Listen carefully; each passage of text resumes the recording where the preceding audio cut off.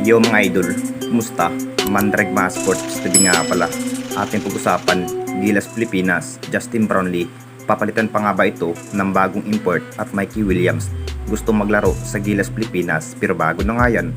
Kung bago ka lang sa aking channel, huwag mong kalimutan na mag-subscribe at i-click ang notification bell para like ang updated sa ating latest upload pa natin.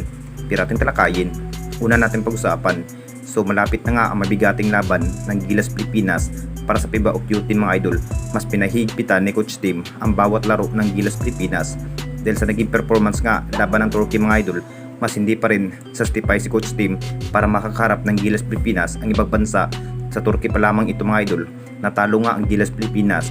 Mas pinai-improve ni Coach Tim ang bawat gameplay ng Gilas Pilipinas.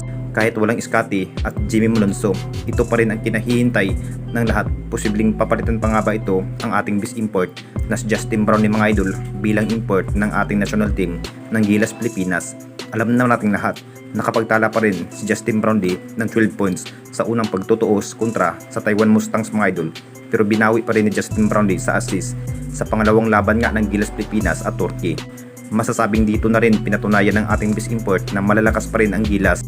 Kahit ang Turkey mas nahihirapan sa pinikitang laro ng ating best import na si Justin Brownlee mga idol. Talagang malalakas pa rin ang ating best import.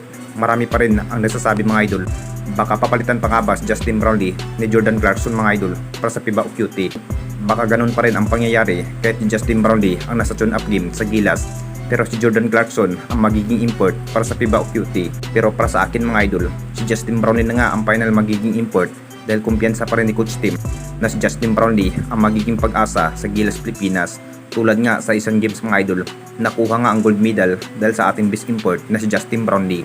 Pero bago yan mga idol, ang bidyong ito ay nihatid sa inyo sa isa sa pinakasikat na betting site sa mundo ay walang iba kundi ang 1xBet.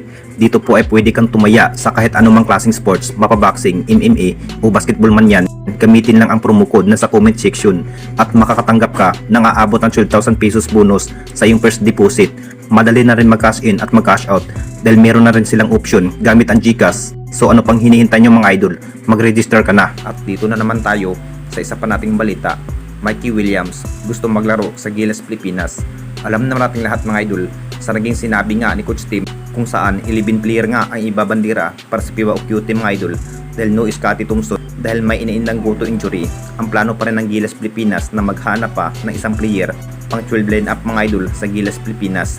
Talagang balak pa rin ang isang player ng TNT Tropang Giga na si Mikey Williams nga ang gustong maglaro ng ating national team ng Gilas Pilipinas.